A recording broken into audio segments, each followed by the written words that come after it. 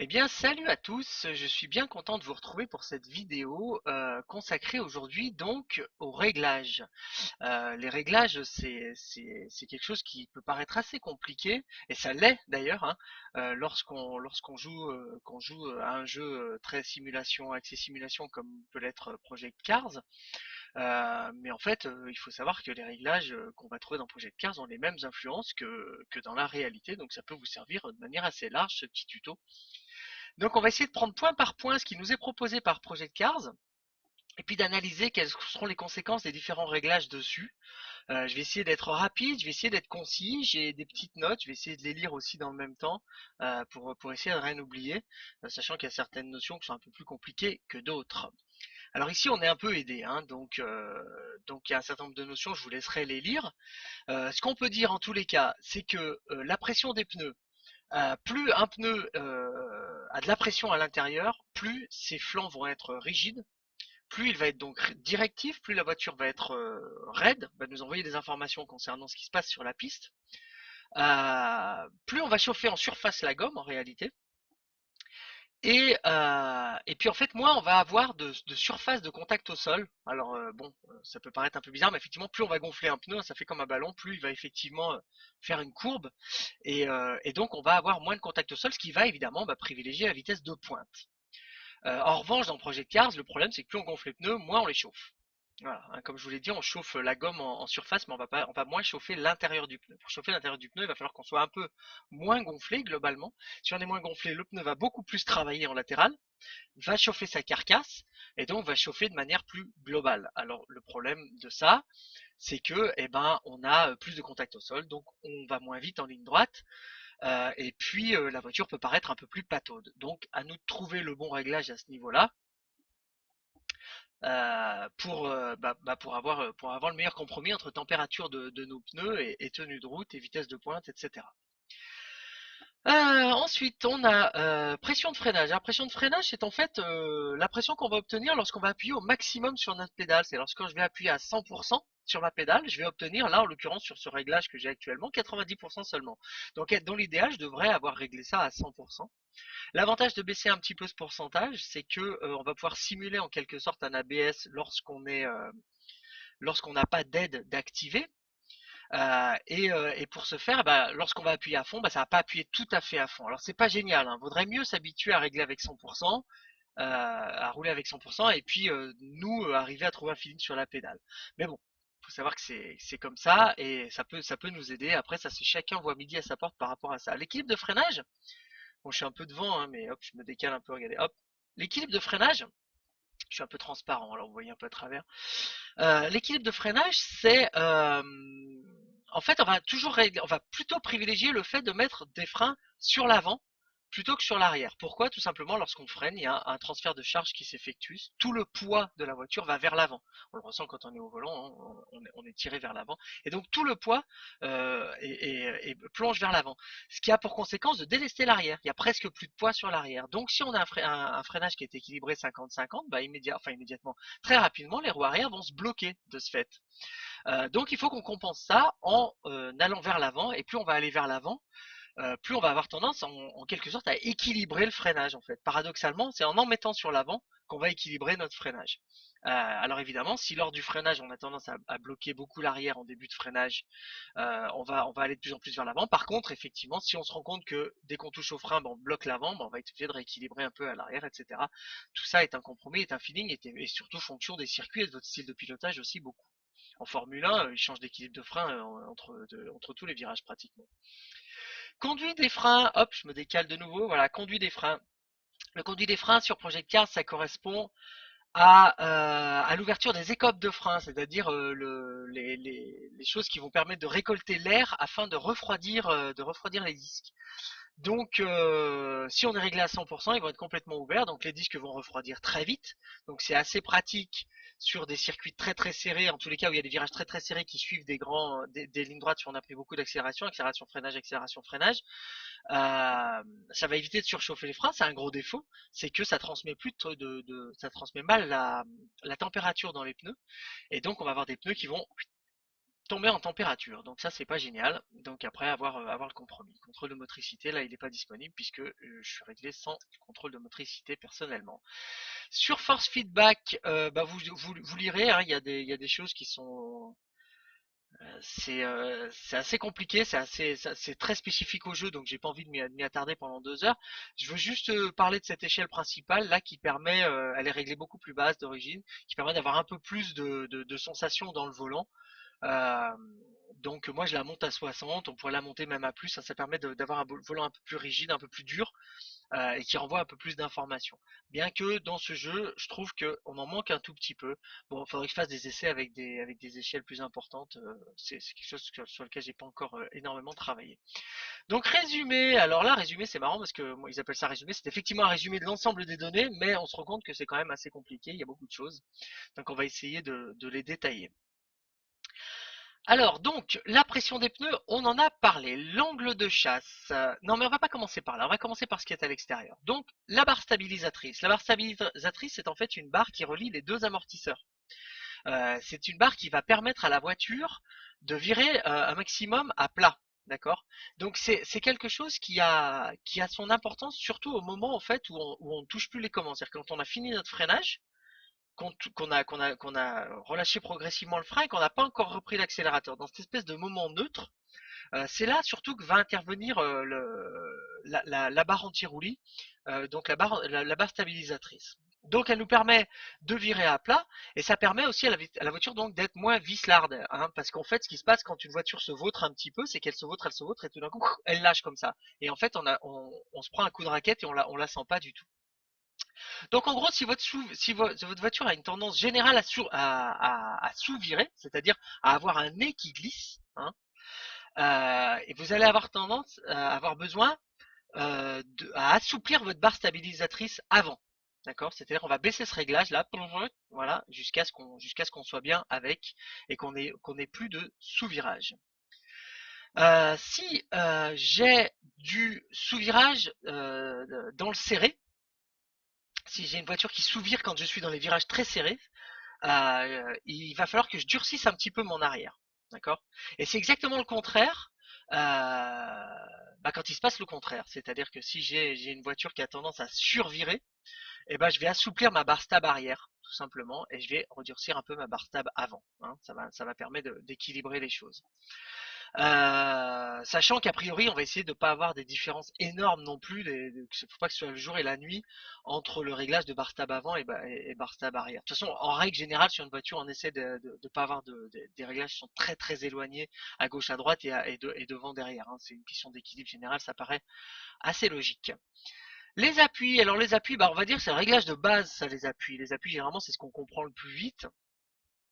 Alors, lorsqu'on a un aileron à l'avant, on peut régler les appuis à l'avant, et lorsqu'on a un aileron à l'arrière, on peut régler les appuis à l'arrière.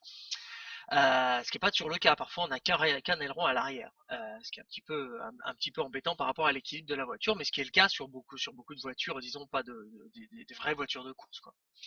Donc, en termes d'appui, plus je vais mettre de l'appui sur l'avant, plus je vais augmenter ma tenue de route, évidemment, plus ça va me permettre de rentrer dans les courbes, hein, puisque ça va guider mon nez dans les courbes tant que j'ai de la vitesse. Il faut savoir que les appuis aérodynamiques n'ont d'effet qu'à partir de 80 km/h. Donc, tant que j'ai de la vitesse, mon appui va être intéressant pour rentrer dans ma courbe. Quand je vais commencer à descendre en dessous de 80, l'appui n'aura plus aucun intérêt. Et on va tomber là dans le grip mécanique et ce seront d'autres types de réglages que nous allons voir. Donc, l'appui à l'avant, ça va me servir à ça. L'appui à l'arrière, va me permettre évidemment de stabiliser la voiture, ça paraît logique, en ligne droite notamment, va effectivement plaquer la voiture au sol dans les virages, toujours dans les virages hein, où l'aérodynamique va avoir de l'effet, et donc ça va complètement limiter mon survirage. Et ça pareil, ça va guider ma voiture en entrée de courbe. Alors ces deux réglages ont un défaut énorme, vous vous doutez bien, ce serait génial si on appuierait toujours à fond, c'est que ça limite considérablement notre vitesse de pointe. Donc, il faut en user avec parcimonie. Comme tous les réglages dans une voiture, ça n'est que compromis. Donc, il faut trouver le compromis entre la capacité des ailerons à nous plaquer au sol et à nous laisser quand même aller le plus vite possible. L'angle de pincement. Alors, l'angle de pincement, c'est l'angle que vont faire vos roues. J'essaie de faire, voilà. Là j'ai du pincement négatif et là j'ai de l'ouverture. D'accord? Oh, c'est difficile, c'est difficile. Ah, bref, lorsque mes roues sont ouvertes, d'ailleurs on roule très très très rarement avec de l'ouverture, hein, faut le savoir. Mais on roule généralement plus avec du pincement, c'est-à-dire qu'en gros, pour faire très clair, sur le train avant, l'avant des pneus, la cote entre l'avant des pneus et la cote entre l'arrière des pneus est plus petite. C'est plus court entre l'avant des pneus que par rapport à l'arrière. Donc ça fait une espèce de triangle, si vous voulez, qui est dirigé vers l'avant. Donc cet angle de pincement, il faut savoir que plus on va avoir du pincement, plus l'entrée dans la courbe va être difficile. C'est-à-dire qu'elle va avoir un petit peu du mal à s'inscrire la voiture. Mais par contre, quand elle va y être, une fois qu'on va être en appui, on va avoir une voiture qui est beaucoup plus stable. Donc c'est un réglage qui va être à privilégier dans les circuits rapides. Quand on roule avec beaucoup d'appui aérodynamique, on va mettre ça, on va mettre pas mal d'angles de pincement. Maintenant, si on met moins d'angles de pincement, on va beaucoup mieux rentrer dans les courbes. Par contre, on va effectivement perdre un peu de stabilité assez rapidement quand on va reprendre de la vitesse de la vitesse dans notre courbe. Donc, ça c'est à privilégier dans un circuit lent en fait où on va privilégier le grip méca. D'accord. Donc, je mets moins de pincement pour privilégier le grip méca. Donc c'est ce que je viens de dire. Si je mets du pincement à l'arrière, c'est-à-dire qu'en fait si je fais un triangle avec mes roues arrière dirigées vers l'avant, ça va me permettre d'augmenter légèrement ma motricité et ma stabilité en accélération. Donc ça peut être intéressant. Par contre, voilà, hein, tout ce qui est pincement et ouverture, ça va quand même vachement jouer sur la vitesse de pointe. Forcément, ça a tendance un peu à freiner la voiture. Vous voyez, plus on est parallèle, plus on a les roues parallèles, plus elles roulent bien, plus on va tendance à les mettre comme ça, et plus en fait on va faire travailler la gomme en roulant. Alors évidemment, on va chauffer les pneus aussi. Mais évidemment, plus on va agir sur notre vitesse de pointe, et donc on va bouffer nos pneus, et on va accélérer moins fort. Donc voilà, faut agir sur ce réglage avec, faut y aller un peu mollo, quoi. On en était où? On en était au pincement. Donc là, on va essayer de regarder donc ces différents réglages. Donc pression des pneus. Alors l'angle de chasse, c'est peut-être la notion la plus compliquée à comprendre. L'angle de chasse, en gros, ça va être le décalage qu'il va y avoir entre votre pivot de rotation et votre axe de roue. C'est-à-dire que plus je vais mettre de la chasse, plus je vais faire ça, en gros. C'est-à-dire que là, j'ai mon axe de roue qui est confondu avec mon axe de rotation de la roue. Et lorsque je vais faire ça, eh ben, je vais avoir mon axe de rotation qui va être décalé par rapport à l'axe de la roue. En fait, c'est que ça marche comme les chariots de supermarché. Vous voyez, les chariots de supermarché, l'appui est décalé par rapport à l'axe de la roue. Et en fait, ça permet d'avoir une grande stabilité. Donc, cet angle de carrossage, en gros, je vais vous donner cet angle de chasse, je vais vous donner quelques exemples. Plus je vais mettre de la chasse, plus je vais avoir de la stabilité en ligne droite. Et plus je vais mettre de la chasse, plus je vais avoir la possibilité de réduire mon carrossage avant. C'est un peu moins vrai sur les propulsions. Et donc, plus je vais pouvoir réduire mon carrossage avant, grâce à cette compensation en rajoutant de la chasse, et moi je vais utiliser des pneus. Donc ça c'est assez intéressant. Par contre, du coup, dans le serré, je vais avoir une sensation de voiture qui va être un peu lourde, hein, puisqu'elle va avoir moins tendance elle va moins bien tourner dans le serré. Moi, je vais mettre de la chasse. Plus je vais avoir une auto qui va être incisive, hein. En gros, plus je vais avoir un axe de rotation l'exemple qu'on pourrait donner, hein, c'est les roulettes. Hein, lorsqu'on a une roulette dont l'axe est confondu et puis que celle-ci est sur un roulement, voilà, ça c'est une chasse qui est à zéro. Et donc moi je vais mettre de chasse, plus l'auto va être incisive et précise. Par contre, du coup, je vais complètement augmenter mon survirage et j'aurai quasiment aucune stabilité en ligne droite. Hein, le chariot de supermarché, il a énormément de chasse et c'est ce qui lui permet d'être très stable quand vous êtes chargé dans le supermarché. Enfin, c'est un exemple, mais c'est pour bien comprendre, quoi. Donc ça, c'est un réglage qui est assez compliqué et qui va évidemment être influé, enfin, avoir des influences avec les autres, quoi. Donc le carrossage, alors là vous avez déjà entendu sûrement parler du carrossage négatif ou du carrossage positif. Alors il faut savoir que le carrossage positif on roule jamais avec, en gros hein, quasiment jamais avec. Le carrossage négatif c'est simplement nos roues qui vont être en canard, comme ça par rapport au sol. C'est-à-dire qu'en fait c'est l'intérieur du pneu qui va toucher et puis l'extérieur du pneu va être va être un peu plus, voilà, soit va moins toucher, va y avoir moins de poids si on met pas trop de carrossage, soit si on en met vraiment énormément, il va carrément plus toucher. Ça arrive, hein, ça arrive lorsque, par exemple, sur les monoplaces, lorsqu'on voit une monoplace rouler dans la poussière, qu'elle a les pneus propres, on voit une bande de poussière qui est à l'intérieur, à l'extérieur, le pneu il touche même pas.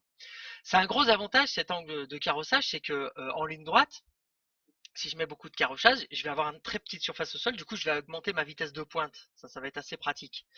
Euh, et puis par contre, je vais complètement bouffer mes pneus à cet endroit-là, donc il ne faut pas non plus déconner, hein, faut pas aller trop loin. Et l'autre avantage de cet angle de carrossage, c'est que lorsque je vais tourner, en fait ma roue va se remettre à plat et je vais augmenter ma surface de contact au sol. Alors que si elle était à plat d'origine, c'est l'intérieur qui aurait tendance à se décoller légèrement. Je n'appuierai que sur l'extérieur de mon pneu et j'aurai donc une tenue de route évidemment bien moins bonne.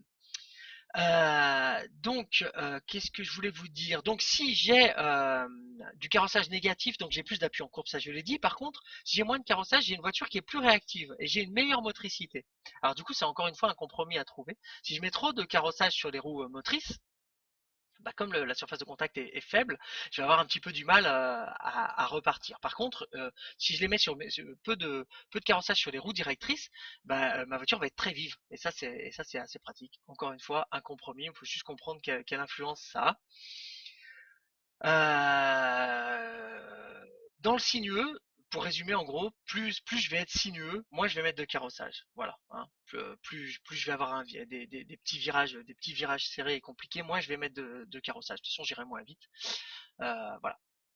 Ensuite, qu'est-ce qu'on on nous propose? Donc la garde au sol. La garde au sol, en règle générale, le principe c'est de rouler le plus bas possible. Voilà, tout simplement. Rouler le plus bas possible, ça va permettre à la voiture d'encore plus rouler à plat.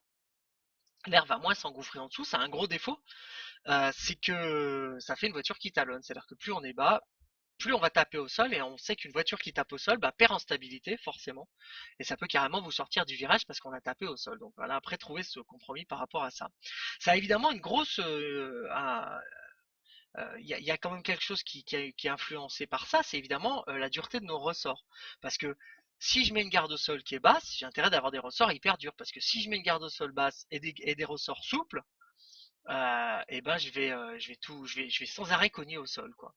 Ce qui d'ailleurs m'amène à voir que lorsqu'on voilà, on nous propose ça par exemple, hein, dans Project Cars, on nous propose ça, c'est-à-dire on nous propose la possibilité de descendre tous les réglages d'un coup comme ça, ce qui est complètement illogique parce que ça fait descendre ma garde au sol et en même temps ça fait descendre la force de mes ressorts. Donc faut éviter de faire ça, ça n'a pas vraiment de sens. Donc garde au sol, j'essaie de rouler le plus bas possible. Si je mets un avant plus bas que l'arrière, je vais avoir une certaine vivacité en entrée de courbe, mais du coup je vais provoquer un certain survirage forcément. Je vais avoir la voiture qui va piquer un peu du nez, donc l'arrière va avoir tendance un peu à se balader. Par contre, je vais bien tenir avec mon nez. Si je mets une voiture qui est plus haute du nez et un peu plus bas de l'arrière, je vais avoir beaucoup de stabilité au freinage, mais par contre, je vais avoir beaucoup de sous-virage. On roule assez peu avec ce type de réglage, une voiture qui est un peu plus haute de l'avant, ou alors vraiment à peine, histoire de compenser lorsqu'on freine, hein, d'avoir une voiture qui est compensée avec le transfert de charge. Mais bon, voilà, moyen. Donc, euh, donc comme je vous l'ai dit, plus on a un réglage de voiture, enfin une hauteur de caisse qui est réglée bas, plus on doit rigidifier les ressorts. Et on peut diminuer aussi le carrossage, hein, dont on a parlé un peu avant. On peut diminuer un peu le carrossage au fur et à mesure qu'on va descendre notre voiture. Très bien, continuons. Où j'en étais? Niveau des ressorts. Alors, niveau des ressorts. Alors, évidemment, en gros, c'est ce qu'il y a de plus compliqué, hein, ces histoires-là. Mais il faut quand même juste qu'on comprenne une chose. C'est que la suspension d'un véhicule, si je mets la barre stabilisatrice qui va effectivement relier les deux suspensions entre elles, la suspension, elle est composée de deux choses. Elle est composée de l'amortisseur. C'est l'espèce de, comment on appelle ça, j'ai un trou, mais ça va me revenir, enfin bref, de vérin, voilà, merci, pardon. Donc c'est le vérin qui est l'amortisseur, hein, et puis il y a un ressort autour de ce vérin. Cet ensemble constitue la suspension, d'accord. Le rôle du ressort, très simplement, ça va être d'absorber les chocs, d'accord, en compression. Euh, non, ça va être. Non, non, je me suis trompé, excusez-moi. Le rôle du ressort, ça va être de ramener de ramener le vérin dans sa position. Et le vérin, lui, qu'est-ce qu'il va faire? Il va absorber les chocs. Donc, plus j'ai un ressort dur, plus j'ai de la tenue de route, plus j'ai un véhicule qui est relatif. Moi, je peux régler ma caisse haute, mais par contre, plus j'use les pneus. D'accord? Donc en gros, c'est quand même plutôt bien d'avoir des ressorts durs, tu vas avoir une meilleure tenue de route. Maintenant, voilà, c'est encore une fois un compromis à trouver, puisque je vais user davantage mes pneus, donc à voir. Et puis de toute façon, ça travaille effectivement avec les autres réglages, qui sont les réglages de compression. Alors ici, et de rebond. Donc là, ça devient vraiment de plus en plus nébuleux, hein, ces histoires. Donc en gros, mon amortisseur, donc ce fameux vérin, il est réglé là par la compression lente, le rebond et la compression rapide, le rebond rapide. Alors en gros, le rebond rapide et, euh, et la compression rapide, c'est lors de choc, en gros, hein, lorsque je me mange un vibreur ou lorsque je mets la roue dans un trou. Et là, l'amortisseur a tendance à faire un mouvement beaucoup plus rapide. Il y a une montée en charge qui est quasiment immédiate. Contrairement à quand je vais prendre un appui qui va être un peu plus progressif. Donc c'est pour ça qu'on a ces deux réglages-là. Vous avouerez quand même qu'ils sont un peu taquins parce qu'ils ne proposent pas d'autres types de réglages, type réglage de différentiel par exemple. Ils proposent pas de bouger chaque rapport de boîte séparément. Enfin du moins moi j'ai pas trouvé encore. Par contre ils vont vous proposer de la compression lente et de la compression rapide. Là vraiment, bon bref. Admettons. Donc en gros, pour dire, pour les amortisseurs, donc si je sous-vire en entrée, si j'ai du mal à rentrer dans la courbe, si mon nez a tendance à glisser, ou qu'au freinage je sautille sur les bosses, ou qu'en sortie de courbe je vais avoir un arrière qui a tendance à m'échapper, à se barrer, je vais régler ma compression moins dure. D'accord? Donc je vais baisser ces valeurs-là. La compression lente, là, voilà, ici. Voilà, je vais baisser ces valeurs-là. J'en profiterai sûrement pour baisser un petit peu la rapide, mais un peu dans une moindre mesure.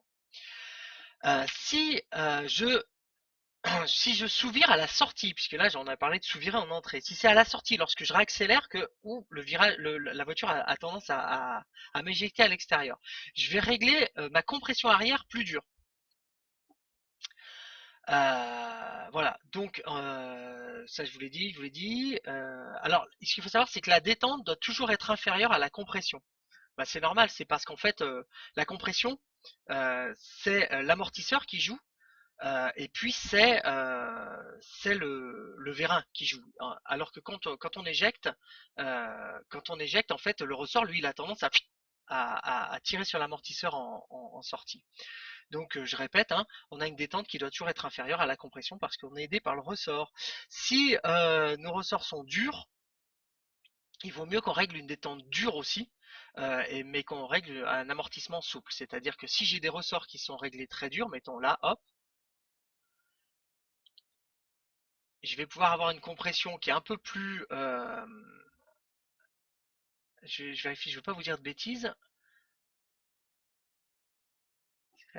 Des amortissements souples, c'est ça, c'est bien ce que je veux dire. Donc quand on va régler, on va assouplir notre compression, et par contre, on va augmenter ce qu'ils appellent eux notre rebond, c'est-à-dire le retour de l'amortisseur. Euh, voilà. Voilà, enfin bon, bref, vous avez compris. Donc voilà, je sais, c'est très compliqué. Même moi, vous voyez, des fois, je m'y perds un petit peu. En tous les cas, j'espère que ça vous a aidé un petit peu pour les principales choses. Vous voyez que de toute façon, tout est plus ou moins lié. À partir du moment où j'ai un réglage, où j'effectue un réglage sur un aspect, ben en fait j'influe sur les autres. Mon petit pense-bête là, si vous le voulez, je le mettrai à disposition. Je sais pas comment, mais en tous les cas, je vais peut-être le proposer sur mon Facebook, hein. Vous cherchez Reznor avec un 3 à la place du E et un 0 à la place du O sur Facebook. Et je vais proposer un petit peu, alors il est vraiment écrit à la va-vite, mais si ça vous aide, vous pourrez télécharger mon petit pense-bête. Si ça peut vous aider et faire le lien avec ce que je viens de vous raconter. Eh ben écoutez, bon réglage, bon courage surtout, parce qu'il en faut beaucoup quand on commence à s'intéresser au réglage. Et puis quant à nous, ben, on se retrouve très bientôt pour une prochaine vidéo. Bonne fin de journée. Salut!